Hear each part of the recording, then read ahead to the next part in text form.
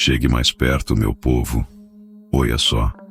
No pé da Serra do Roncador, onde a lua minguada faz sombra de assombração, o povo jura que ainda se escuta o eco daquele tiro.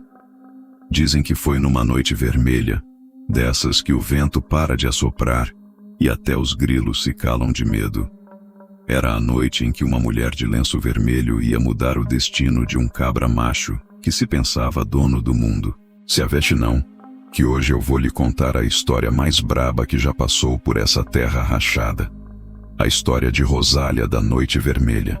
E se você gosta desse tipo de história de cangaço, de amor e de vingança, já deixe seu like para sempre o YouTube te enviar as melhores. Se inscreva no canal e comente de onde você está me assistindo, que eu quero saber se essa história chega longe que nem bala de espingarda. Oxente, essa que vou contar não é pra coração fraco não. O sertão tem memória comprida que nem saudade de mãe.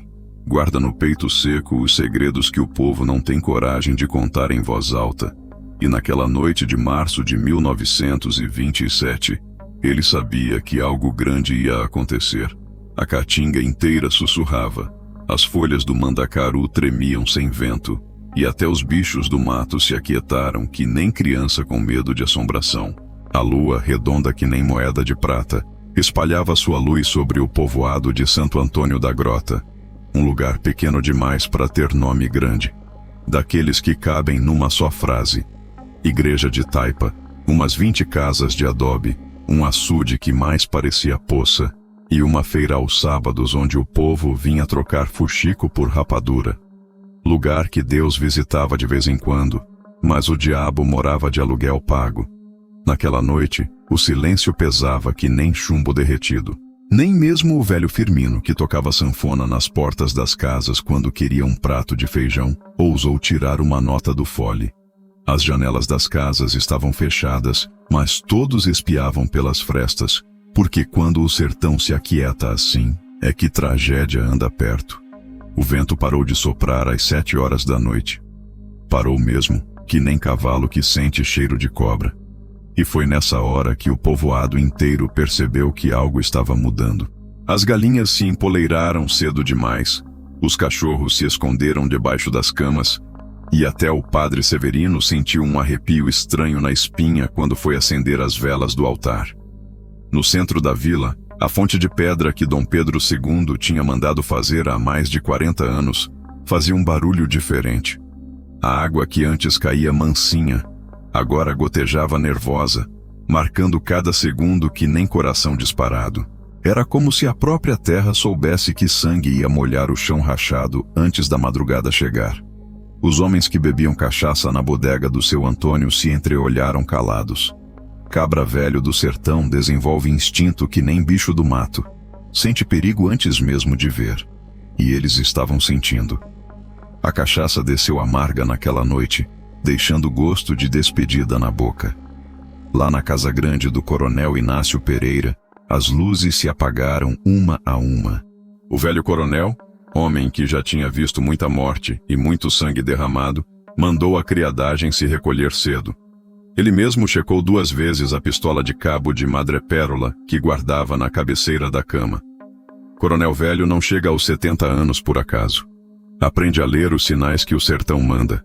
Na igrejinha de Santo Antônio, o sino badalar sozinho às 11 horas da noite. 3 badaladas lentas pesadas que ecoaram pela grota inteira.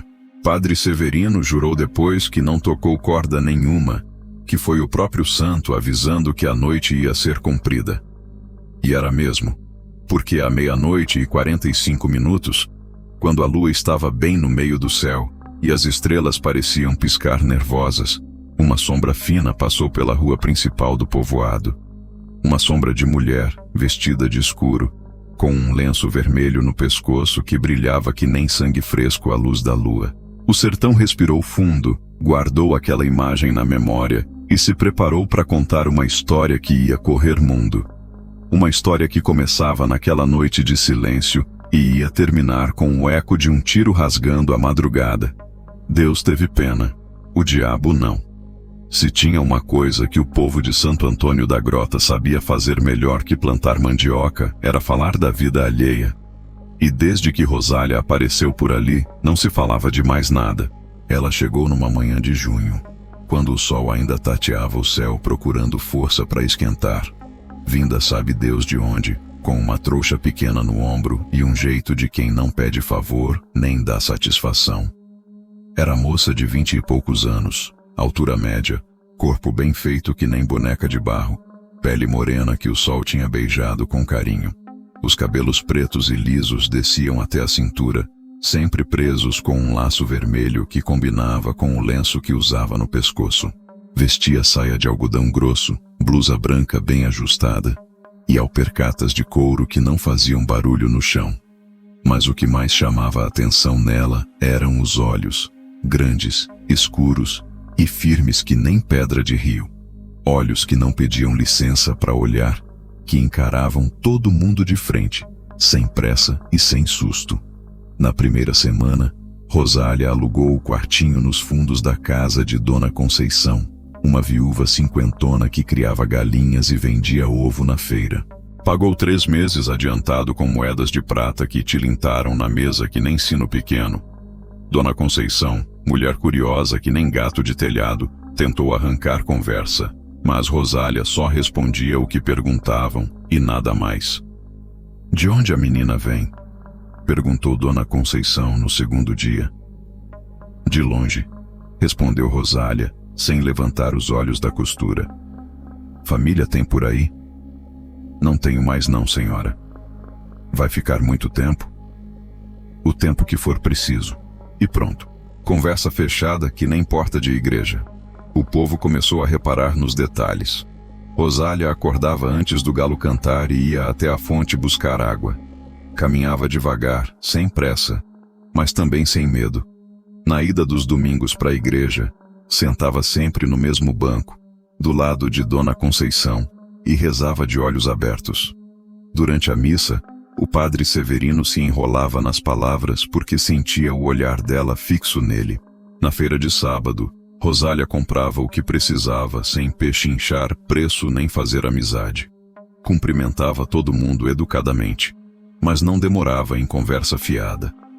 Os homens casados fingiam não reparar nela quando as mulheres estavam perto, mas quando ficavam sozinhos, o olho grudava que nem mel em dedo.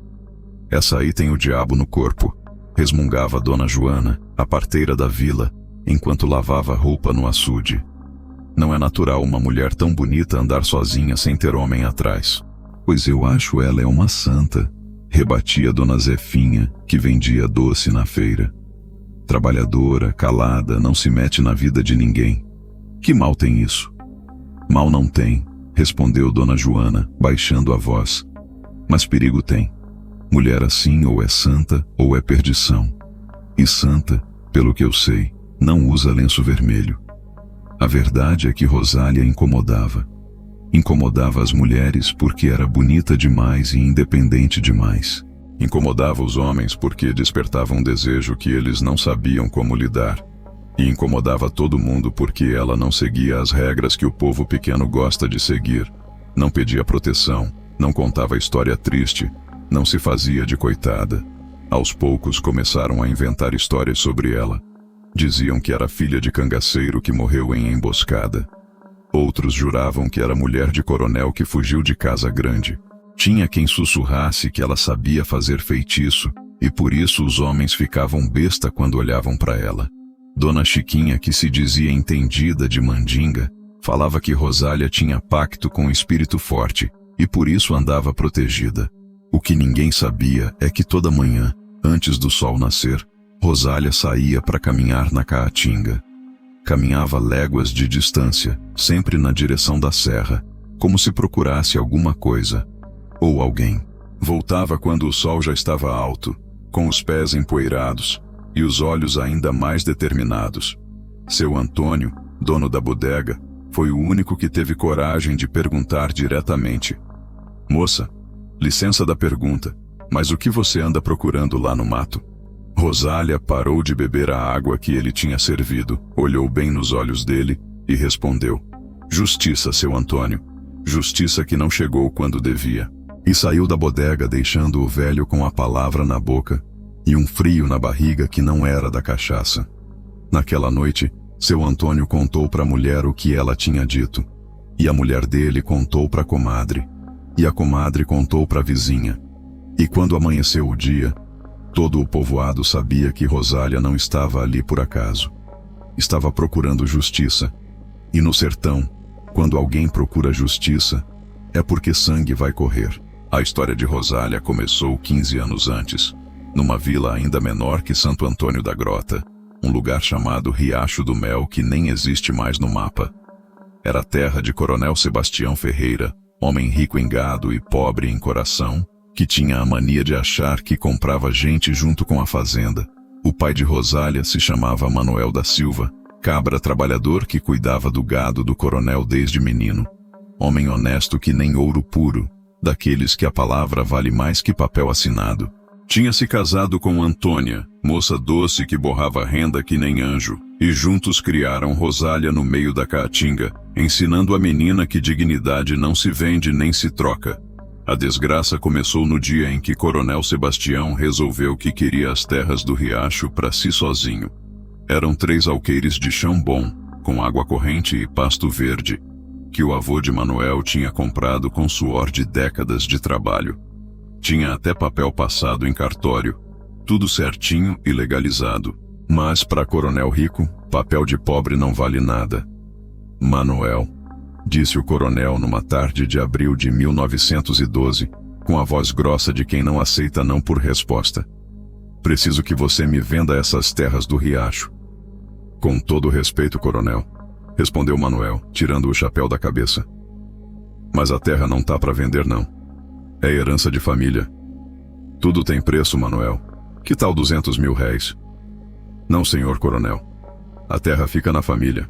O coronel Sebastião não estava acostumado a ouvir não. E homem acostumado a mandar não gosta de ser contrariado por agregado. Saiu dali mastigando raiva, prometendo que Manuel ia se arrepender da teimosia. Primeiro tentou na pressão. Mandou os jagunços fazerem ronda pela terra de Manuel, quebrando cerca, soltando gado na plantação, ameaçando a família. Depois, tentou subornar o escrivão para sumir com os papéis da terra. Quando nada deu certo, partiu para o derradeiro recurso. Decidiu que Manuel ia ter que morrer. A emboscada aconteceu numa sexta-feira de maio, quando Manuel voltava da feira de Quixadá, trazendo mercadoria para a família e algumas moedas no bolso, cavalgando devagar pela estrada de chão. 5 homens encapuzados saíram da moita quando ele passou pela Grota dos Angicos. Não deram nem tempo do coitado puxar a faca da bainha. 5 tiros certeiros. 5 balas que atravessaram o peito de Manuel e se enterraram no chão seco. O cavalo disparou, espalhando pela estrada farinha, rapadura e o sangue do homem mais honesto que já pisou naquela terra. Rosália tinha apenas 8 anos quando viram buscar o pai. Lembra até hoje da mãe gritando que nem bicho ferido, se atirando em cima do corpo crivado de bala, beijando a testa fria e prometendo vingança para todos os santos do céu. Lembra do cheiro de pólvora que ainda grudava nas roupas dele, do chapéu furado que ficou no meio da estrada e do silêncio pesado que tomou conta da casa. O pior de tudo foi depois. Antônia levou o caso para o delegado da comarca, mas o homem nem quis ouvir. Disse que não tinha testemunha, que podia ter sido qualquer um, que morte de agregado raramente tem explicação. O juiz, compadre do coronel Sebastião, arquivou o caso sem nem abrir inquérito. E o padre, que recebia esmola da fazenda grande, rezou uma missa rápida e mandou a viúva conformar com a vontade de Deus. Não foi vontade de Deus, disse Antônia para a filha na noite do enterro, enquanto as duas se agarravam no meio do quarto escuro. Foi vontade de homem ruim, e homem ruim paga pelo que faz, minha filha. Pode demorar, mas paga. A mãe de Rosália nunca mais foi a mesma. Passou os próximos 3 anos definhando que nem planta sem água. Não conseguia comer, não conseguia dormir, não conseguia esquecer. Morreu de tristeza numa manhã de inverno, chamando pelo nome de Manuel e pedindo perdão por não ter conseguido fazer justiça. Rosália ficou só no mundo aos 11 anos, criada pelas vizinhas e pelos parentes distantes, mas carregando no peito a promessa que tinha feito na beira do túmulo da mãe. Um dia, o sangue do pai seria cobrado, com juros e correção. Durante anos ela perguntou, investigou, juntou pedaço de conversa e lembranças de gente bêbada. Descobriu que a ordem tinha saído do Coronel Sebastião, mas quem tinha puxado o gatilho foi Chico Diabo, jagunço de confiança que matava por dinheiro e diversão. Descobriu também que Chico Diabo tinha virado cangaceiro depois de sair da fazenda, andava pelo sertão com um bando pequeno, fazendo terror e cobrando pedágio. E descobriu mais uma coisa importante. Chico Diabo tinha uma fraqueza. Gostava de mulher bonita que nem beija-flor gosta de açúcar. E sempre que passava por algum lugar, procurava a moça mais linda para levar para o bando, na marra ou na conversa mole. Foi por isso que Rosália aprendeu a se arrumar, a andar com jeito, a usar saia justa e lenço vermelho. Não era vaidade, era estratégia. Ela sabia que um dia ia cruzar o caminho de Chico Diabo. E quando esse dia chegasse, ela estaria pronta. A justiça dos homens tinha falhado. A justiça de Deus estava demorando, mas a justiça dela ia chegar no tempo certo, no lugar certo, com o peso certo. No sertão, quando uma mulher decide cobrar sangue derramado, nem o diabo consegue mudar o destino. Rosália passou 2 meses em Santo Antônio da Grota fingindo que era só uma moça quieta procurando sossego. Mas por dentro, ela queimava que nem lamparina com pavio alto, esperando a hora certa de dar o bote. O problema é que Chico Diabo andava que nem fumaça no vento. Aparecia aqui, sumia ali, e ninguém sabia onde ia dormir na noite seguinte. Foi seu Antônio da bodega quem trouxe a primeira notícia boa. Chegou na vila numa tarde de agosto suando que nem cavalo de vaqueiro, com os olhos esbugalhados e a voz tremendo de medo e empolgação ao mesmo tempo. "Oxente, gente!" gritou ele assim que apeou do jumento. "Chico Diabo andou por Catingueira. Passou ontem de madrugada com o bando dele, bebeu cachaça na bodega do compadre Zé Pequeno e disse que vai acampar na Serra da Gameleira. O povo se ajuntou que nem formiga no mel. Serra da Gameleira ficava a 3 léguas de caminhada de Santo Antônio da Grota. Lugar de grota funda e água corrente. Perfeito para cangaceiro se esconder da volante." Rosália sentiu o coração bater que nem tambor de reizado.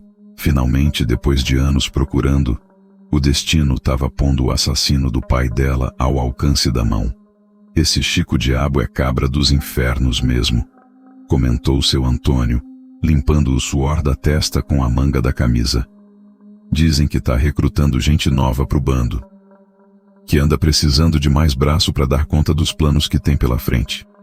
Rosália fingiu que não estava interessada, mas gravou cada palavra na cabeça. Naquela mesma noite, quando todo mundo dormia, ela saiu da casa de Dona Conceição e caminhou até a grota onde costumava pensar. Ali, debaixo do juazeiro velho que conhecia todos os seus segredos, ela fez um plano. Se Chico Diabo estava recrutando gente nova, ela ia se oferecer. Não como cangaceira. Mulher no cangaço era raridade e geralmente só entrava se fosse mulher de cabra importante, mas como coiteira, ou melhor ainda, como informante. Alguém que pudesse circular pela vila sem levantar suspeita, ouvir conversa de polícia e coronel e passar informação pro bando. O problema é que para chegar até Chico Diabo, ela precisava primeiro provar que valia a pena confiar nela. E no cangaço, confiança se ganhava com sangue ou com ouro. Como ela não tinha nenhum nem outro para oferecer, ia ter que usar a única arma que possuía, a própria beleza. No domingo seguinte, Rosália apareceu na feira vestida diferente. Saia mais justa, blusa mais decotada, cabelo solto nas costas e o lenço vermelho amarrado no pescoço de um jeito que chamava a atenção. Caminhou devagar entre as barracas, sentindo o olhar de todo homem grudado nela que nem mel em dedo. Foi quando viu Zé Pequeno, o bodegueiro de Catingueira que tinha recebido Chico Diabo na vila dele. Era um homem baixo e gordo, de bigode grisalho e olho esperto, conhecido por ser coiteiro de cangaceiro e informante de polícia ao mesmo tempo, dependendo de quem pagasse melhor. "Boa tarde, seu Zé", disse Rosália, se aproximando da barraca onde ele vendia queijo e rapadura. "O senhor não me conhece, mas eu ouvi falar que é homem de confiança." Zé Pequeno levantou o olho da balança e ficou um tempão olhando para ela, avaliando cada detalhe que nem negociante avaliando gado. Confiança de quem, moça bonita? De quem precisa de amizade no lugar certo, respondeu Rosália, baixando a voz e se inclinando sobre o balcão. Sei que o senhor tem conhecimento com gente importante do mato. E que tipo de conhecimento você quer ter com essa gente importante? Rosália respirou fundo. Era ali que o jogo começava de verdade. Quero trabalhar para eles. Tenho informação boa, conheço o movimento de coronel e volante, e não tenho medo de risco. Zé Pequeno riu baixinho, mas os olhos dele ficaram mais atentos. Moça, você sabe que o que tá pedindo é perigoso que nem mexer em ninho de cobra? Sei. Mas também sei que quem serve bem essa gente ganha proteção e respeito. E eu preciso dos dois. O bodegueiro ficou calado um tempo, pensando. Depois, escreveu alguma coisa num pedaço de papel e entregou para ela. Se você tem certeza do que quer, vai nesse endereço quinta-feira à noite. Procura por Joaquim Ventania. Diz que eu mandei. Mas olha bem, menina. Depois que você entrar nessa vida, não tem volta. Rosália dobrou o papel e guardou no seio, sentindo que estava atravessando uma ponte que não tinha volta. Mas não importava. Do outro lado dessa ponte estava Chico Diabo, e junto com ele, a justiça que ela vinha procurando há 15 anos. Não tinha medo. Era sede de vingança. Quinta-feira chegou que nem bala perdida, rápida e certeira. Rosália passou o dia inteiro com a barriga embrulhada, fingindo normalidade enquanto ajudava a Dona Conceição a cuidar das galinhas. Quando o sol começou a se esconder atrás da serra, ela vestiu a saia preta, a blusa branca mais bonita que tinha, e amarrou o lenço vermelho no pescoço que nem amuleto de proteção. O endereço que Zé Pequeno tinha dado ficava numa casa abandonada nos fundos de Catingueira, lugar que o mato já tinha começado a engolir. Rosália chegou lá quando as primeiras estrelas apareceram no céu, com o coração batendo que nem cascos de cavalo em disparada.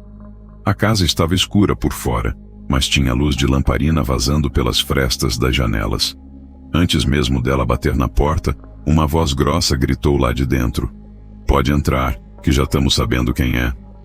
Rosália empurrou a porta de madeira carcomida e se viu numa sala pequena, mal iluminada, cheirando a couro, suor e pólvora. 3 homens estavam sentados ao redor de uma mesa tosca, bebendo cachaça em copos de lata. O mais velho, cabelos grisalhos e cara marcada de cicatrizes, devia ser Joaquim Ventania. Os outros 2 eram mais novos, mas tinham aquele jeito de quem já tinha visto muito sangue derramado. Então você é a moça que quer trabalhar pro pessoal do mato, disse Joaquim Ventania, olhando ela de cima a baixo. Zé Pequeno falou que você tem coragem e informação boa. Tenho as 2 coisas, respondeu Rosália, mantendo a voz firme apesar do medo. E sei guardar segredo melhor que túmulo. Trabalhar para nós não é brincadeira de menina, viu? Avisou um dos homens mais novos. É coisa séria, que pode custar a vida. Minha vida já foi custada há muito tempo, disse Rosália. Agora só quero cobrar o que me devem. Os 3 homens se entreolharam. Havia algo na voz dela, uma determinação fria e cortante que os fez prestar atenção de verdade. Foi nesse momento que a porta se abriu novamente e entrou o homem que ia mudar tudo na vida de Rosália. Alto, forte, moreno queimado de sol, com bigode bem aparado e olhos que brilhavam que nem brasa viva. Usava gibão de couro cravejado de balas, cartucheira cruzada no peito, alpercatas de vaqueiro e chapéu de couro enfeitado com fitas coloridas. Na cintura, uma pistola de cabo de madrepérola e um punhal de lâmina larga. Oxente, que mulher bonita é essa aqui? Disse ele, tirando o chapéu e fazendo uma mesura exagerada.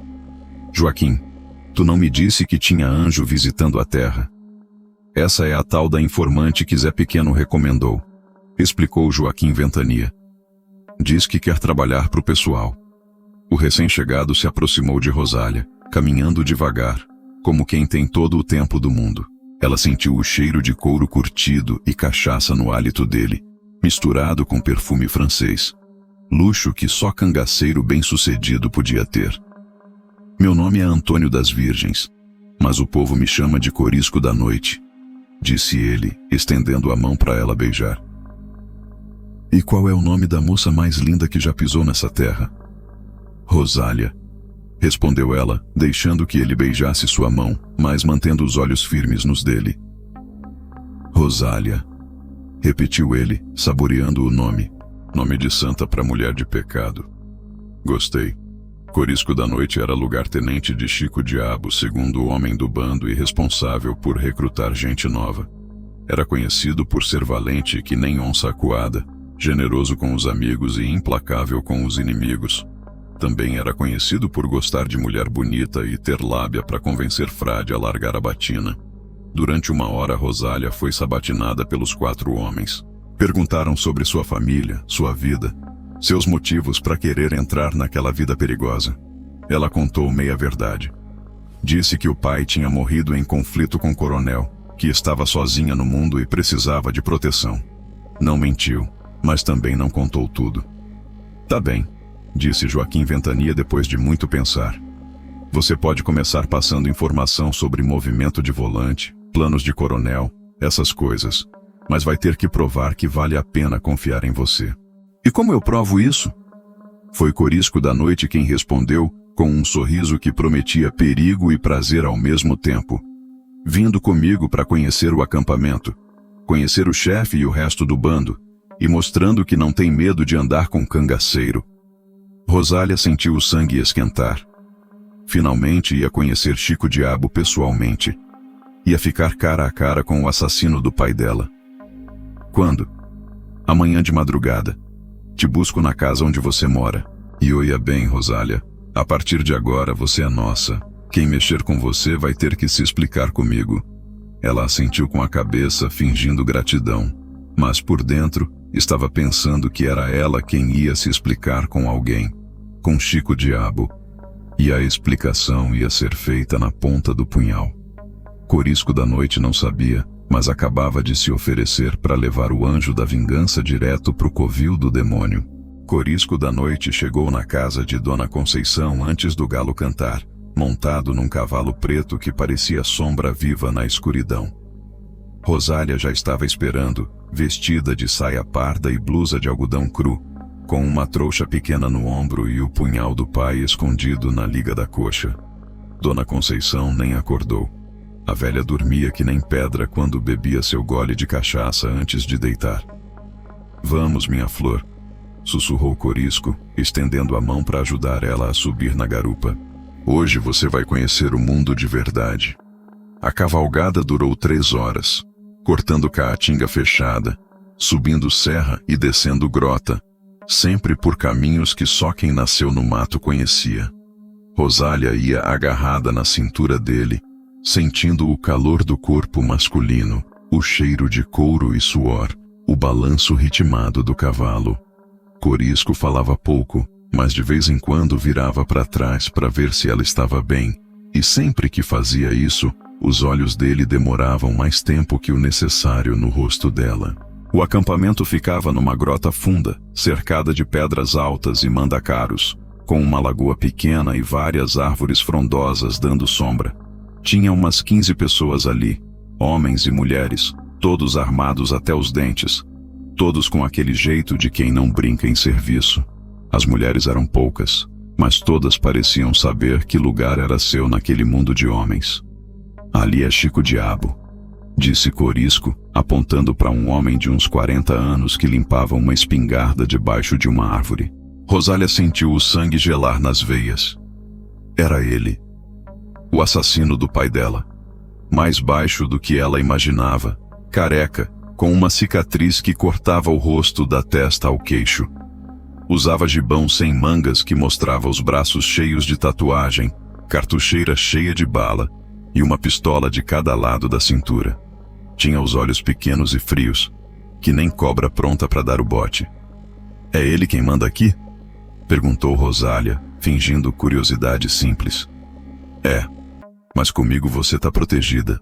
Chico Diabo respeita minha palavra. Durante o dia, Rosália conheceu o funcionamento do bando. Viu como eles se organizavam, onde guardavam as armas, como faziam a ronda de segurança.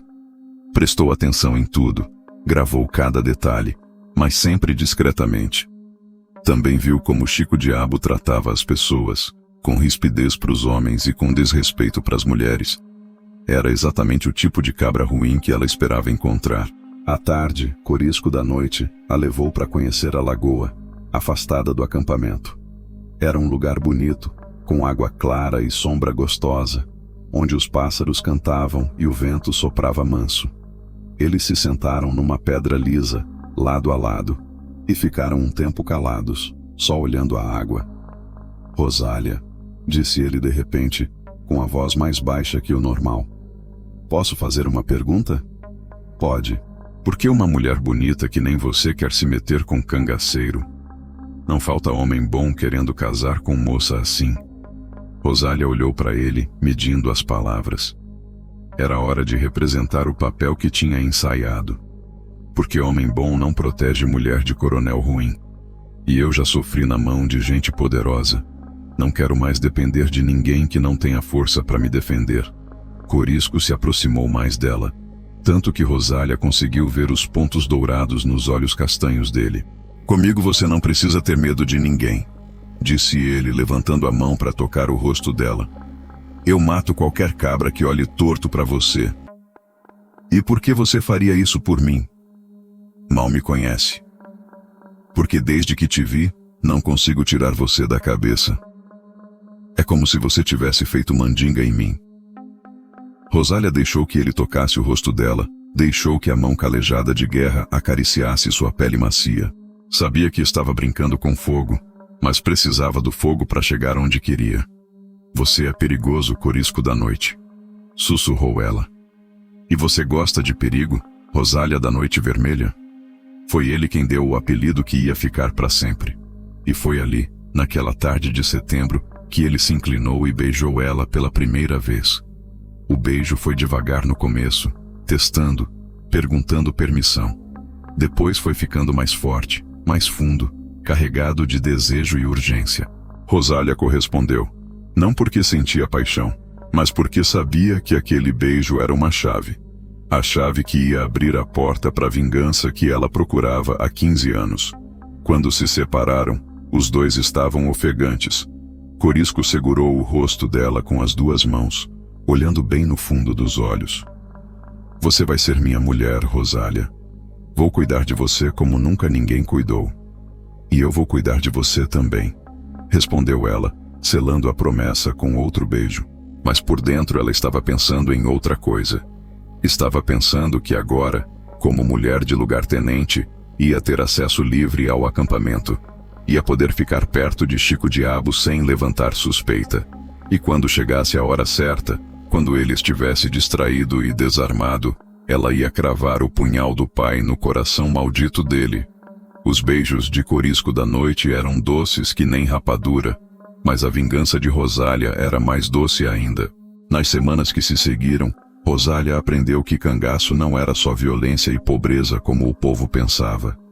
Era também ostentação, luxo e vaidade que faziam inveja a coronel rico.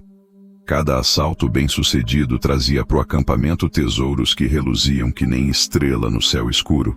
Relógios de bolso importados da França, anéis de ouro maciço, medalhas de prata cravejadas de pedra, punhais de cabo de marfim que mais pareciam joia que arma.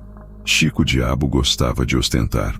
Usava no peito um medalhão de ouro grosso com a imagem de São Jorge Guerreiro, presente que tinha roubado de um bispo na estrada de Sobral.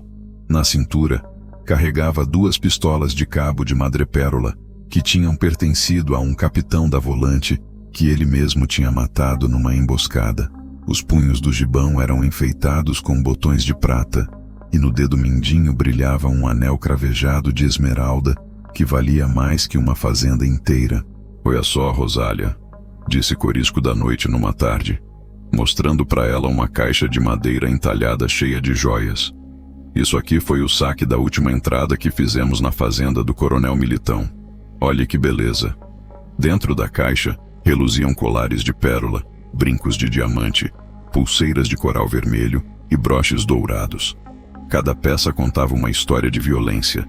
Cada brilho era reflexo de sangue derramado. Rosália tocou as joias com a ponta dos dedos, sentindo o peso frio do ouro e o brilho cortante das pedras. É muito bonito, disse ela, mas por dentro estava pensando em quantas famílias tinham chorado a perda daqueles tesouros. Escolhe uma para você, ofereceu Corisco, com aquele sorriso que já estava virando costume. Mulher de cangaceiro tem que andar enfeitada que nem santa de altar. Rosália pegou uma pulseira de ouro simples, sem pedra nem enfeite. Não porque fosse a mais bonita, mas porque era a que menos peso carregava na consciência. O que mais a impressionava era a mesa de Chico Diabo. Durante as refeições, ele comia em prato de louça fina roubado de casa grande, bebia cachaça envelhecida em copo de cristal e limpava a boca com um lenço de seda bordado. Tinha até cigarro importado, guardado numa cigarreira de prata que tinha pertencido a um comerciante português. Esse é o jeito da gente mostrar que não somos qualquer cabra, explicou Joaquim Ventania numa noite, enquanto eles comiam carne assada ao redor da fogueira. Coronel acha que cangaceiro é bicho selvagem, mas quando a gente chega montado em cavalo de raça, com sela bordada, cartucheira cravejada de prata e relógio de bolso tilintando, eles veem que somos homens de respeito. Rosália concordou com a cabeça, mas estava observando Chico Diabo comer. O homem mastigava devagar, com a boca meio aberta, fazendo barulho que nem porco no coxo. De vez em quando, limpava as mãos gordurosas no próprio gibão e depois pegava o copo de cristal com os dedos sujos. Era nojento ver tanto luxo na mão de homem tão sem educação. Mas foi numa noite de outubro que ela viu o lado mais sombrio daquela riqueza.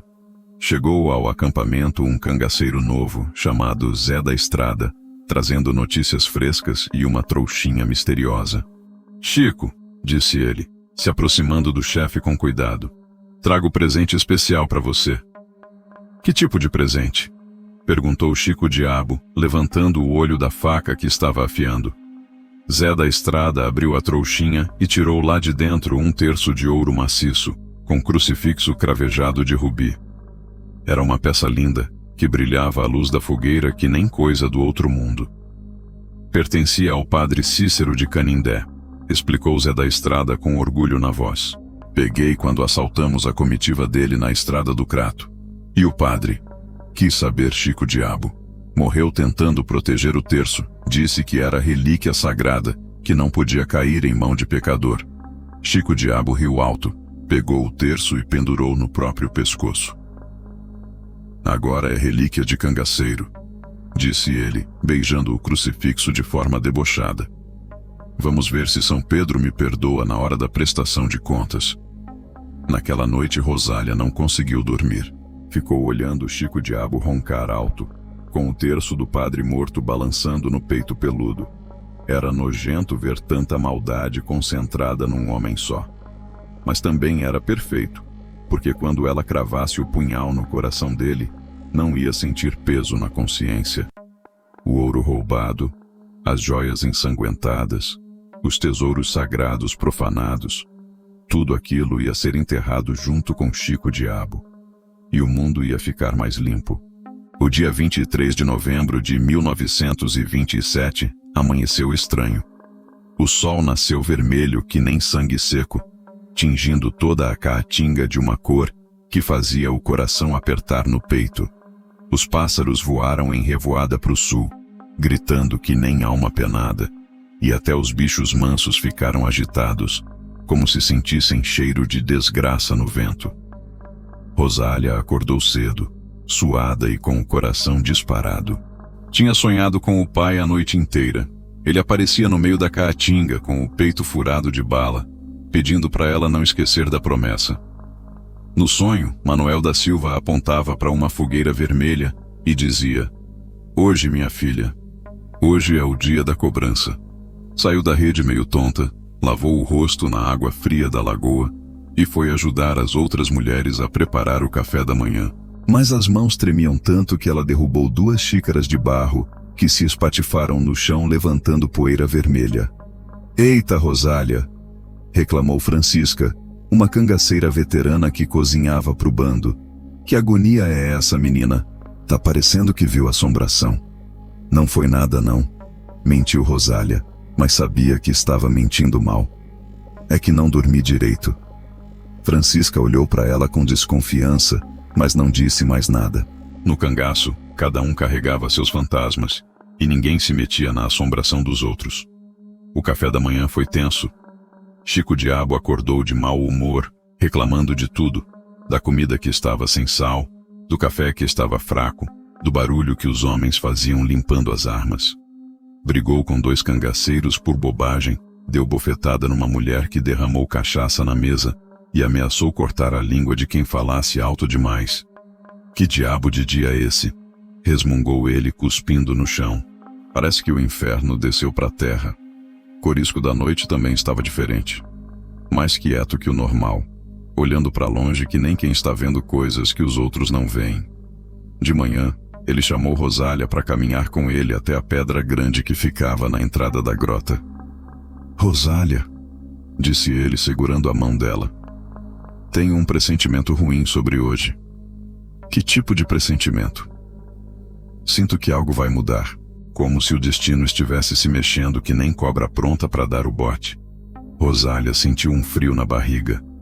Será que ele desconfiava de alguma coisa? Será que tinha descoberto seus planos? Por que você está pensando isso? Corisco apontou para o céu, onde urubus voavam em círculo lento. Os bichos sabem das coisas antes da gente, e hoje eles estão inquietos que nem eu nunca vi. É sinal de que morte anda perto. Morte de quem? Não sei, mas quero que você fique longe de qualquer confusão hoje. Se houver tiroteio, você corre para a grota funda, e só sai quando tudo acabar.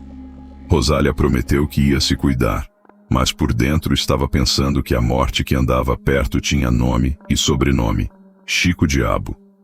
À tarde, o vento mudou de direção. Veio de leste, trazendo o cheiro de terra queimada e poeira vermelha que grudava na roupa e na pele.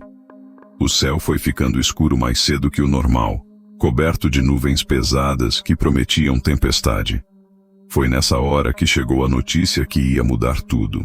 Um cangaceiro chamado Mané Quadrado chegou no acampamento montado num cavalo espumando de tanto correr, com os olhos arregalados de medo e urgência. Chico!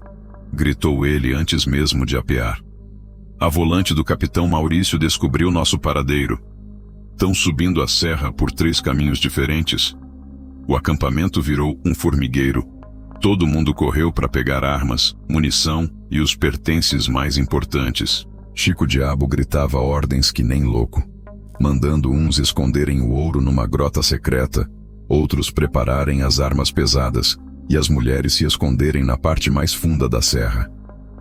Quantos homens são? Perguntou Joaquim Ventania. Uns 30, todos bem armados e montados em cavalo bom. O capitão Maurício jura que não volta para a cidade sem a cabeça do Chico numa sacola. Chico Diabo cuspiu no chão e riu alto, mas Rosália viu que o riso não chegou aos olhos. Deixa vir, já matei capitão melhor que esse. E se ele quer minha cabeça, vai ter que vir buscar com as próprias mãos. O sol se pôs que nem bola de fogo mergulhando num mar de sangue. A noite chegou rápida e pesada, cheia de sombras que pareciam se mexer sozinhas. Os grilos se calaram, os vagalumes sumiram e até o vento parou de soprar. Era como se o sertão inteiro estivesse prendendo a respiração, esperando o que ia acontecer. Rosália tocou o punhal escondido na liga da coxa e sentiu que a hora tinha chegado. Com volante subindo a serra e confusão tomando conta do acampamento, era a oportunidade perfeita. Ninguém ia reparar numa morte a mais no meio da guerra. A noite estava ficando vermelha de verdade. E antes do sol nascer, sangue velho ia ser lavado com sangue novo. A meia-noite chegou que nem sentença de morte. O acampamento estava dividido. Metade dos homens tinha ido para o alto da serra fazer tocaia para o capitão Maurício, e a outra metade ficou guardando a grota, preparando armadilhas e checando cada sombra que se mexia. Chico Diabo andava de um lado para o outro que nem bicho enjaulado, a pistola na mão e os nervos à flor da pele. Rosália tinha passado a noite toda fingindo medo, se escondendo com as outras mulheres na parte mais funda da grota, esperando o momento certo. Quando viu que Chico Diabo estava sozinho perto da fogueira pequena que iluminava seu escritório, uma mesa tosca onde ele guardava mapas, dinheiro e munição, soube que a hora tinha chegado. Ela esperou até que os homens de guarda se afastassem para fazer ronda, e então saiu das sombras devagar, caminhando que nem gata no cio. Tinha soltado os cabelos, desabotoado 2 botões da blusa e molhado os lábios com água para ficarem brilhantes à luz da fogueira. Chico, sussurrou ela, se aproximando com passos miúdos. Posso falar com você? Ele levantou a cabeça dos mapas e a viu ali, parada na luz dourada do fogo, bonita que nem visão de santo. Os olhos dele brilharam de interesse imediato. Olha só quem apareceu, disse ele largando a pistola na mesa. A mulher mais bonita do bando vem me fazer visita na madrugada. Que honra é essa? Tô com medo, Chico. Mentiu ela, se aproximando mais ainda. Medo da volante, medo de morrer sem ter vivido direito. Medo? Riu ele, se levantando da cadeira. Mulher de cangaceiro não pode ter medo. Tem que ter coragem. Eu tenho coragem, disse Rosália, chegando tão perto que conseguia sentir o cheiro azedo de cachaça no hálito dele. Mas também tenho vontades que nunca foram satisfeitas. Chico Diabo não era homem de entender sutileza, mas aquilo até ele entendeu. O sorriso dele ficou mais largo, mostrando os dentes amarelos e estragados. E que vontades são essas, minha flor? Vontade de conhecer homem de verdade, disse ela, tocando levemente o peito dele com a ponta dos dedos. Não menino que brinca de ser valente. Homem que já provou que tem coragem. O ego de Chico Diabo inchou que nem sapo na chuva. Ele pôs as mãos na cintura dela, puxando-a para mais perto. Corisco da noite não te satisfaz? Corisco é bom, rapaz, suspirou Rosália. Mas você é lenda viva. É o homem mais temido do sertão. E uma mulher às vezes precisa sentir o que é estar nos braços de um homem assim. Era mentira temperada com verdade. Técnica que ela tinha aprendido observando os melhores mentirosos. Chico Diabo era mesmo temido, era mesmo lenda. Lenda maldita, mas lenda. E se Corisco descobrir? Não vai descobrir, disse ela, passando a mão no rosto áspero dele. E mesmo que descubra, quem pode alguma coisa contra o chefe do bando? Chico Diabo riu baixinho, excitado com a ideia de trair o lugar-tenente e possuir a mulher dele ao mesmo tempo. No fundo, ele sempre teve inveja da beleza de Rosália e do jeito como o Corisco da noite a tratava com carinho. Você é mulher perigosa, disse ele, agarrando ela mais forte. Sou mesmo, concordou Rosália, e pela primeira vez estava falando a verdade pura. Ela deixou que ele a beijasse. Foi um beijo nojento, molhado demais, com gosto de cachaça estragada e dente podre. Mas era preciso aguentar, porque era ali, naquele beijo de traição, que ela ia encontrar a brecha que procurava. Chico Diabo a empurrou contra a mesa, derrubando mapas e moedas no chão. As mãos dele vagavam pelo corpo dela que nem bicho faminto, e a respiração estava pesada que nem fole de ferreiro. Você é gostosa que nem mel de abelha, sussurrou ele no ouvido dela. E você é forte que nem touro bravo, mentiu ela de volta, enquanto a mão dela descia devagar pela lateral da coxa, procurando o punhal escondido na liga.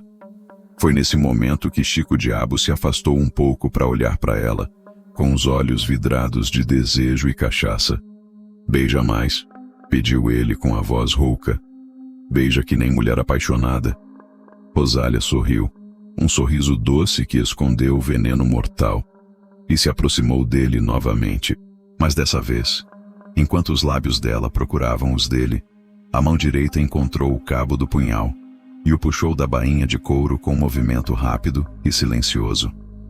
O último beijo de Chico Diabo teve gosto de vingança antiga e justiça tardia. E o punhal de Manuel da Silva, depois de 15 anos esperando, finalmente ia encontrar o coração que tinha mandado matá-lo. O punhal entrou no coração de Chico Diabo que nem faca quente na manteiga. Foi um movimento rápido, certeiro, sem hesitação. 15 anos de ódio guardado se concentraram naquela lâmina de aço que o pai de Rosália tinha forjado com as próprias mãos quando ela ainda era menina. Chico Diabo nem teve tempo de entender o que estava acontecendo. Os olhos dele se arregalaram de surpresa, a boca se abriu num gemido abafado, e as mãos tentaram se agarrar nos ombros dela. Mas já era tarde. O ferro frio tinha atravessado as costelas, perfurado o músculo e encontrado o órgão que bombeava toda aquela maldade pelo corpo. "Isso é pelo meu pai desgraçado", sussurrou Rosália no ouvido dele, empurrando o punhal mais fundo. "Manuel da Silva. Lembra dele? O homem honesto que você mandou matar por causa de 3 alqueires de terra?" Os olhos de Chico Diabo piscaram, tentando focar no rosto dela. Por um segundo pareceu que ia lembrar. Depois a vida começou a vazar junto com o sangue que escorria entre os dedos dela. "Rosália", gemeu ele com a voz saindo pastosa. "Por quê?" "Porque no sertão sangue se paga com sangue", respondeu ela, torcendo a lâmina. "E a dívida do meu pai estava vencida há muito tempo." Chico Diabo tentou gritar, chamar por ajuda, mas o punhal tinha perfurado alguma coisa importante lá dentro, e o som que saiu da boca dele foi só um chiado baixo, que nem vento passando por buraco na pedra. As pernas bambas cederam, e ele desabou pesado contra a mesa, levando junto mapas, moedas e a pistola que podia ter salvado a vida dele. O barulho da queda ecoou pela grota que nem pedra rolando serra abaixo. Rosália ficou de pé por um momento, olhando o homem que tinha destruído sua família agonizar no chão de terra batida.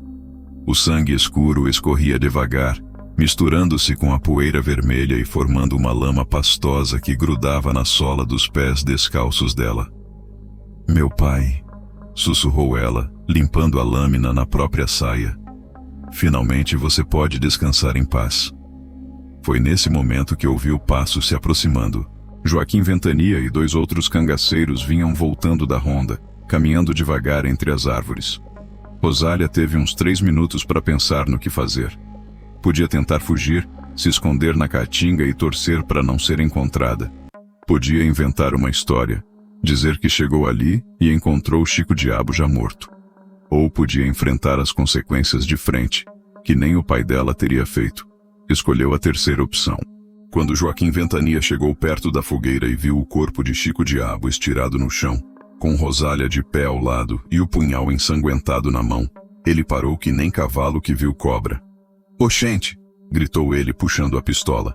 "Que diabo aconteceu aqui?" "Justiça", respondeu Rosália com a voz firme que nem pedra de rio. "Aconteceu justiça." Os outros 2 cangaceiros chegaram correndo, viram a cena e também sacaram as armas. Num instante, Rosália estava cercada por 3 canos apontados para a cabeça dela. "Solta essa faca, mulher doida!" ordenou Joaquim Ventania. "Solta agora ou eu te mato igual porco de feira." Rosália olhou para ele, depois para os outros 2, e sorriu. Um sorriso estranho, meio triste e meio aliviado, que nem quem acabou de cumprir uma promessa muito antiga. "Pode atirar, Joaquim", disse ela jogando o punhal no chão. "Já fiz o que vim fazer nessa vida. O resto é conversa com Deus." O eco dos tiros rasgou o silêncio da madrugada que nem raio cortando o céu escuro. 3 disparos certeiros que atravessaram o peito de Rosália e a jogaram para trás, caindo em cima do corpo de Chico Diabo. Na hora da morte, eles ficaram abraçados, o assassino e a vingadora, o algoz e a vítima, unidos na poeira vermelha que ia beber o sangue dos 2 até a última gota. A justiça tinha sido feita. Tardia, mas tinha sido feita. A poeira levantou devagar, dançando à luz da fogueira que nem fantasma procurando sossego.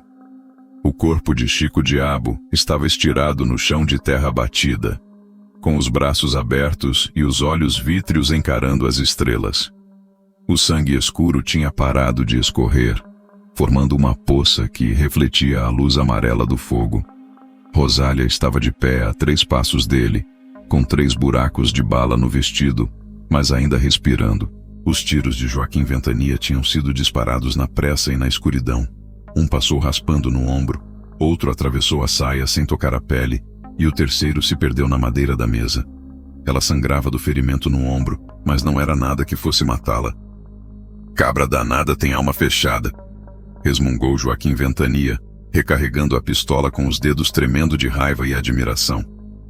3 tiros a queima-roupa e a desgraçada ainda tá em pé. "Mata ela logo!" gritou um dos outros cangaceiros. "Antes que chegue mais gente." Mas Rosália não tentou fugir nem se esconder. Ficou ali parada, olhando para o corpo de Chico Diabo, que nem quem estava vendo uma obra de arte que levou 15 anos para ser terminada. Não chorava, não tremia, não pedia misericórdia. Só olhava com uma expressão que misturava alívio e tristeza. "Por que você fez isso?" perguntou Joaquim Ventania, mantendo a arma apontada para a cabeça dela. "Chico Diabo te tratava bem, te protegia. Por que matou o homem?" "Porque ele matou meu pai", respondeu Rosália, limpando o sangue que escorria do ombro com a barra da saia. 15 anos atrás, numa emboscada covarde, mandou 5 jagunços matarem Manuel da Silva por causa de uma terra que não era nem dele. E você veio até aqui só para se vingar? Vim fazer justiça, coisa que a lei dos homens não soube fazer. Joaquim Ventania cuspiu no chão pensando. Conhecia Chico Diabo há mais de 10 anos. Sabia que o cabra era capaz de qualquer covardia quando se tratava de dinheiro ou poder. A história que Rosália contava tinha cara de verdade. "Mesmo que seja verdade", disse ele. "Você matou o chefe do bando. Isso não pode ficar assim." "Eu sei", respondeu ela, se ajoelhando ao lado do corpo de Chico Diabo. "Faça o que tem que fazer." Foi nesse momento que chegaram os outros.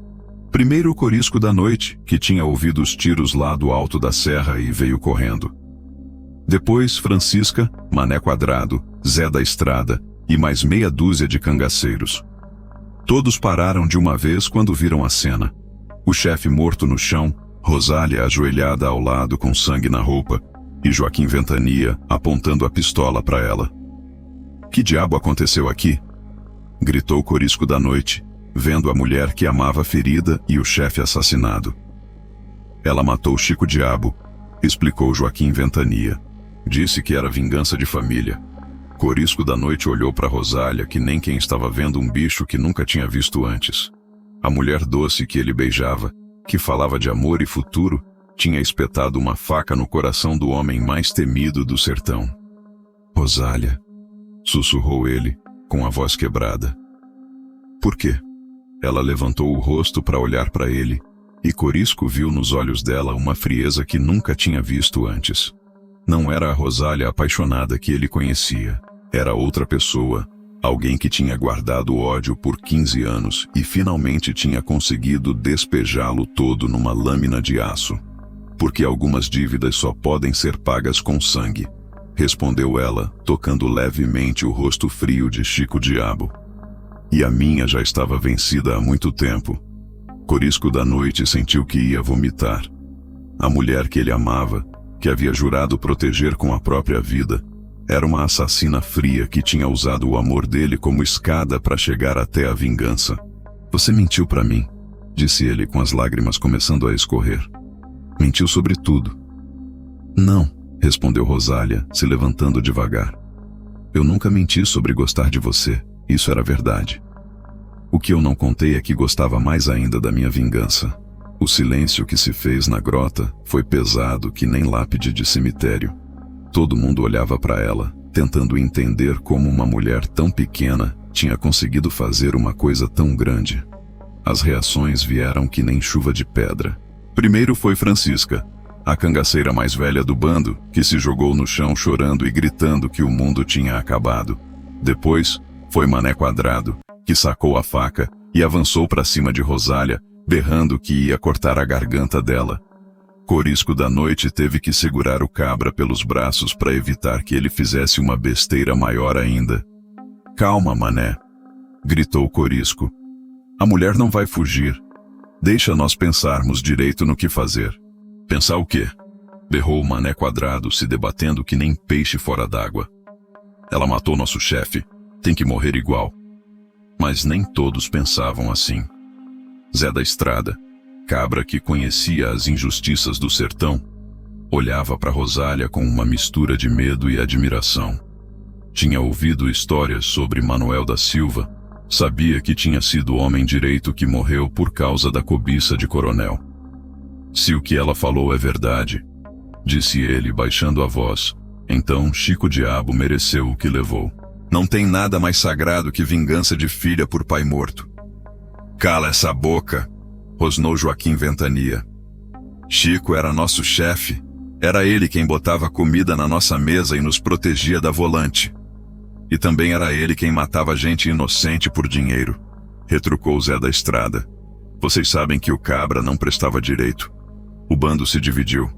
Uns queriam matar Rosália na hora por vingança e por exemplo. Outros achavam que ela tinha feito justiça e merecia respeito. E havia os que ficaram calados, sem saber o que pensar diante daquela situação que nunca tinham visto igual. No meio da discussão, quem mais surpreendeu foi Rosália. Ela não tentou se defender, não pediu clemência, não implorou pela vida. Ficou ali de pé, com o vestido rasgado e manchado de sangue, encarando todo mundo com a mesma frieza que tinha usado para cravar o punhal no coração de Chico Diabo. Vocês vão ficar aí discutindo até o sol raiar? Perguntou ela, quebrando a gritaria. E vão me matar? Matem logo. Tenho pressa de encontrar meu pai no outro lado. A tranquilidade dela deixou todo mundo desconcertado. Era como se a morte não fosse nada demais para ela, como se ter cumprido a vingança valesse qualquer preço. Corisco da Noite se aproximou, ainda sem acreditar no que tinha acontecido. A mulher que ele amava, que havia prometido cuidar até a morte, tinha usado o amor dele para chegar até o homem que ela queria matar.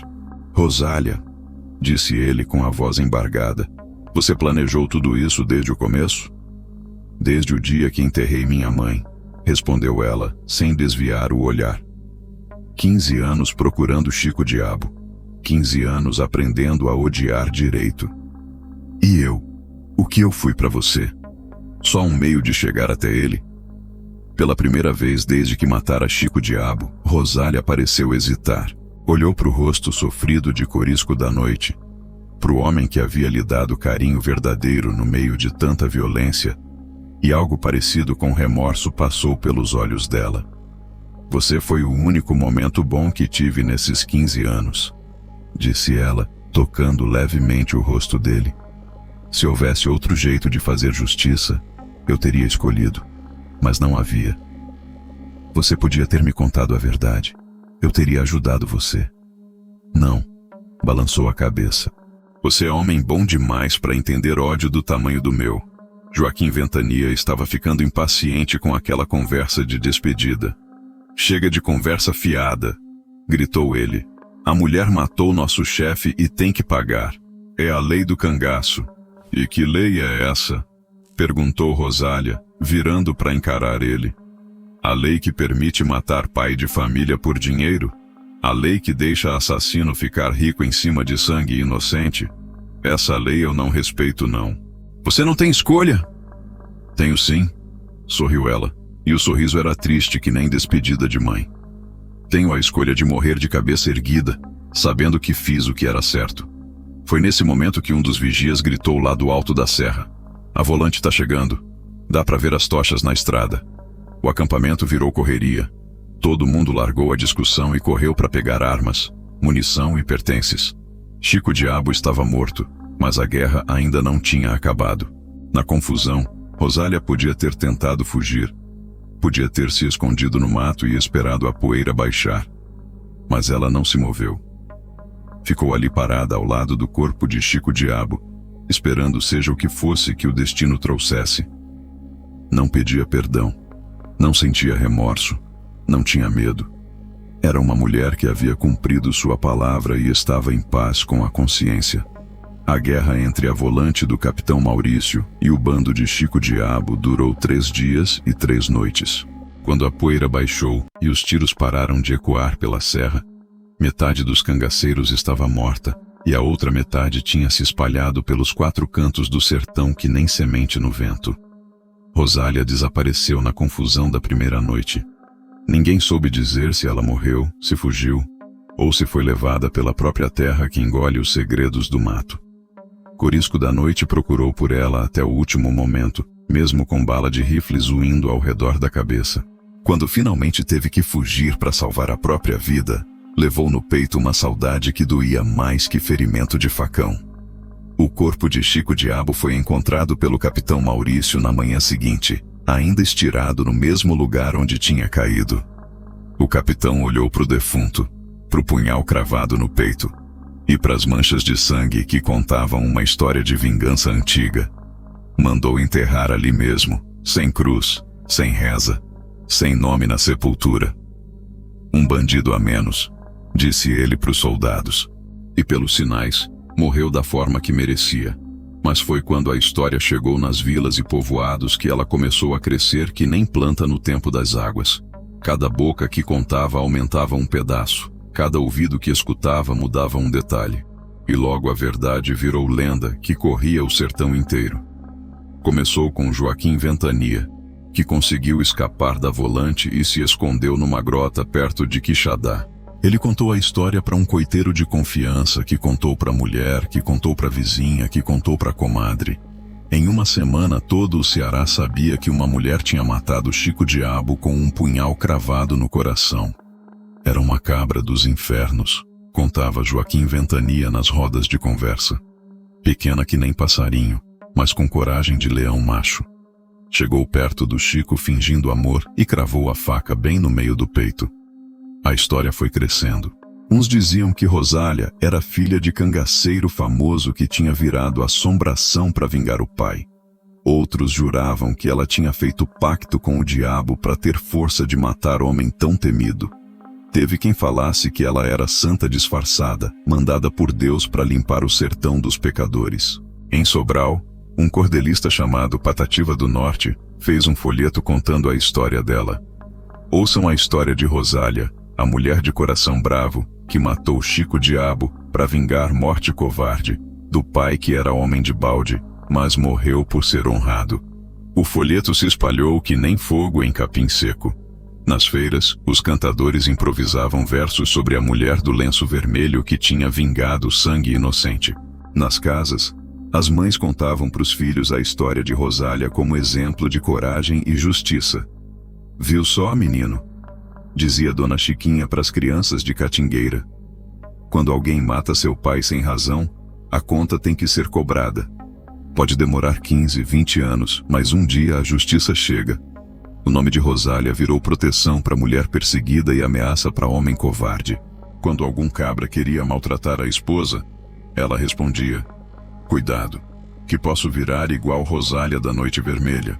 Quando alguma moça sofria injustiça de coronel poderoso, o povo sussurrava: espera só. Uma hora aparece uma Rosália para cobrar essa conta. O apelido que Corisco da Noite tinha dado para ela grudou que nem carrapato em boi.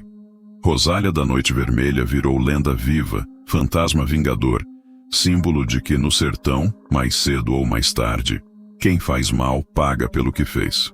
Nos bordéis de Fortaleza, as prostitutas colocavam um retrato de Rosália na parede e rezavam para ela antes de receber cliente violento.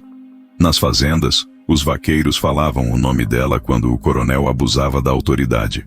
Nas igrejas, os padres pregavam sobre ela como exemplo de que Deus às vezes usa mão humana para fazer justiça divina. A mulher que havia sumido na confusão da guerra virou maior que qualquer cangaceiro famoso. Virou esperança de quem não tinha justiça, medo de quem fazia injustiça, e lembrança de que no sertão brabo, conta de sangue sempre tem que ser acertada. O sertão tinha ganhado uma santa nova, uma santa armada de punhal e vestida de vingança. Rosália fugiu na madrugada do segundo dia de guerra, quando os tiros pararam por algumas horas e o cansaço pesou nos olhos de todo mundo. Saiu da grota que nem sombra, descalça e silenciosa, levando só a roupa do corpo e uma sede de solidão que queimava mais que a sede de vingança. A vingança estava cumprida, mas o preço dela ainda estava sendo cobrado. Durante 2 semanas, ela caminhou pela caatinga sem rumo certo, bebendo água de cacimba e comendo o que a terra oferecia: frutas do mandacaru, raízes de umbuzeiro, mel de abelha brava que pegava nos ocos das árvores. Dormia onde a noite a pegava, debaixo de juazeiro, em grota escondida, ou no meio do mato mesmo, embrulhada no vestido rasgado e coberta só pelas estrelas. O ferimento do ombro ia sarando devagar, deixando uma cicatriz que doía quando o tempo mudava. Mas a dor de dentro era pior. Não era arrependimento, nunca foi arrependimento. Era a solidão pesada de quem cumpriu o propósito da vida e descobriu que depois da vingança não sobra nada além de vazio. 15 anos ela havia vivido só para matar Chico Diabo. 15 anos sonhando com aquele momento, planejando cada detalhe, alimentando o ódio que nem lenha na fogueira. E agora que o fogo havia consumido tudo, ela não sabia mais quem era sem a raiva que a definia. Foi numa tarde de dezembro que ela chegou ao povoado de Riacho do Mel, o lugar onde tinha nascido e onde o pai havia sido enterrado. A vila estava menor ainda, mais pobre, mais esquecida. Muitas casas tinham sido abandonadas e o cemitério estava tomado pelo mato. Rosália procurou o túmulo do pai por 1 hora até encontrá-lo, escondido debaixo de um pé de jatobá que havia crescido em cima da sepultura. A cruz de madeira estava podre, o nome apagado pela chuva e pelo sol. Mas ela reconheceu o lugar pelo jeito que a terra estava afundada. Ajoelhou ali na terra seca e conversou com Manuel da Silva, que nem conversa com vivo. "Pai", sussurrou ela, limpando as folhas secas que cobriam a sepultura. "Consegui. Matei o desgraçado que mandou te matar. Cravei sua faca bem no coração maldito dele." O vento soprou manso, balançando as folhas do jatobá, e Rosália sentiu que o pai estava escutando. "Mas agora eu não sei mais o que fazer, pai. Vivi 15 anos só para esse dia. E agora que chegou, me sinto vazia que nem cuité furado." Foi ali, ajoelhada na terra do cemitério, que ela tomou a decisão final. Não ia tentar recomeçar a vida, não ia procurar novo amor, não ia fingir que podia ser feliz depois de tanto sangue derramado. Ia ficar ali mesmo, perto do pai, esperando a hora de se juntar com ele. Durante 3 meses, Rosália viveu que nem ermitã nos arredores de Riacho do Mel. Construiu um pequeno rancho de palha numa grota escondida, plantou mandioca e feijão, criou 2 galinhas que havia comprado na feira. Vivia só, falava com pouca gente e toda tarde ia visitar o túmulo do pai. O povo da vila comentava em segredos sobre a mulher estranha que havia chegado. Alguns desconfiavam que ela fosse Rosália da Noite Vermelha, a lenda que corria o sertão inteiro. Outros achavam que era só uma viúva doida que tinha perdido a família na seca. Ninguém se metia com ela, mas todos observavam de longe. Foi numa manhã de março, exatamente 1 ano depois da Noite Vermelha, que a força volante chegou em Riacho do Mel procurando por ela. Alguém tinha dedado, contado que a assassina de Chico Diabo estava escondida ali. O sargento Benedito, homem frio que não perdoava crime nem criminoso, trouxe 10 soldados bem armados e determinação de levar ela viva ou morta. Rosália viu eles chegando de longe, subindo a estradinha de chão que levava à vila. Podia ter fugido pro mato, se escondido na caatinga, tentado escapar mais uma vez, mas não quis. Estava cansada de correr, cansada de se esconder, cansada de viver. Sentou na pedra que ficava na frente do rancho, penteou os cabelos compridos com os dedos e amarrou o lenço vermelho no pescoço, o mesmo que usava na noite em que matou Chico Diabo. Depois, pegou o punhal do pai que guardava debaixo do travesseiro e colocou no colo. Quando os soldados chegaram, ela estava ali esperando, calma que nem água de açude, bonita que nem flor de mandacaru e serena que nem quem já fez as pazes com o destino. "Rosália da Silva", gritou o sargento Benedito. "Você está presa por assassinato."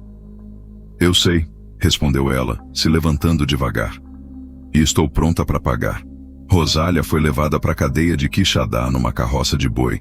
com as mãos amarradas e escoltada por 10 soldados que não tiravam os olhos dela nem para piscar. Durante toda a viagem, ela ficou calada, olhando a Caatinga passar que nem quem está se despedindo de um amor antigo. O lenço vermelho balançava no vento, e de vez em quando ela sorria. Um sorriso triste que nem despedida de mãe. O julgamento durou 3 dias. O promotor, doutor formado em Recife, falou de crime bárbaro, de justiça humana, de lei que tinha que ser cumprida. O advogado de defesa, nomeado pelo juiz porque Rosália não quis escolher nenhum, argumentou sobre legítima defesa da honra e vingança justificada por anos de impunidade.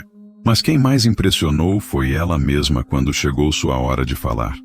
Levantou no tribunal que nem rainha subindo ao trono, olhou para cada homem presente, juiz, promotor, escrivão, soldados, e falou com voz firme que nem pedra de alicerce. Matei Chico Diabo porque ele matou meu pai. Não me arrependo, não peço perdão, e faria tudo de novo se fosse preciso. No sertão existe lei de Deus e lei dos homens. Quando a lei dos homens falha, a lei de Deus toma conta. E Deus sabe que eu fiz o que era certo. O júri, 6 homens do interior que conheciam a dureza da vida, deliberou por 2 horas. Voltaram com o veredicto. Culpada de homicídio, mas com atenuante por motivo de honra. Sentença: 15 anos de prisão. Rosália ouviu sem pestanejar. Quando o juiz perguntou se ela tinha algo a declarar, respondeu apenas: 15 anos esperando, 15 anos pagando. Parece justo. Mas o sertão não ia deixar ela apodrecer na cadeia. Na madrugada anterior ao dia em que seria transferida para a penitenciária de Fortaleza, apareceu na cadeia de Quixadá um homem encapuzado que ninguém viu chegar nem viu sair. Deixou as grades cerradas, a porta aberta e um bilhete escrito numa letra que poucos sabiam ler. Pro sertão, Rosália da Noite Vermelha não é criminosa, é justiceira. E justiceira não pode morrer na prisão. Quando amanheceu o dia, a cela estava vazia. Rosália havia desaparecido que nem fumaça no vento, deixando só o lenço vermelho pendurado na grade da janela. Diz que ela foi vista pela última vez numa tarde de abril, caminhando pela estrada que leva ao Rio São Francisco. Uma sombra fina se afastando devagar, até sumir na linha do horizonte onde o céu encontra a terra. Desde então, ninguém mais pôs os olhos nela. Mas a lenda não morreu. Pelo contrário, cresceu ainda mais. Nos povoados onde Coronel abusava do poder, começaram a aparecer sinais estranhos. Um lenço vermelho pendurado na porteira da fazenda, uma faca cravada na mesa da sala, um recado escrito na parede dizendo: "Lembra de Rosália." Mulheres perseguidas por homens violentos juravam ter visto ela aparecer em sonhos, ensinando como se defender e como ter coragem. Filhos órfãos de pais mortos por injustiça cresciam ouvindo que um dia uma mulher de lenço vermelho ia cobrar a conta dos culpados. O tempo passou. 10, 20, 30 anos. Rosália virou mito que nem Lampião, que nem Maria Bonita, que nem todos os heróis e heroínas que o sertão cria quando precisa de esperança. Virou reza de mulher oprimida, pesadelo de homem covarde e símbolo de que no sertão brabo, justiça sempre chega, mesmo que demore 15 anos. Hoje, mais de 90 anos depois daquela noite vermelha, ainda tem quem jure ter ouvido o eco daquele tiro rasgando a madrugada da Serra da Gameleira. Ainda tem mãe que ensina pras filhas que uma mulher de verdade não deixa sangue do pai sem vingança. Ainda tem velho que conta essa história ao redor da fogueira, quando a lua está cheia e o vento traz cheiro de mandacaru. Porque o sertão tem memória comprida que nem raiz de juazeiro. Guarda as histórias dos seus valentes, dos seus justiceiros, dos seus loucos de amor e de ódio. Guarda tudo na poeira vermelha, no vento que não para, nas estrelas que brilham igual todo santo dia. E quando o silêncio da noite fica pesado demais, quando a injustiça parece que vai ganhar de vez, o sertão sussurra baixinho o nome dela: Rosália da Noite Vermelha. A mulher que provou que no mundo dos valentes, quem morreu não calou. Virou canto no vento, reza no mato, vingança que ainda rondam essas terras. Virou memória viva e eterna, no rastro da pólvora.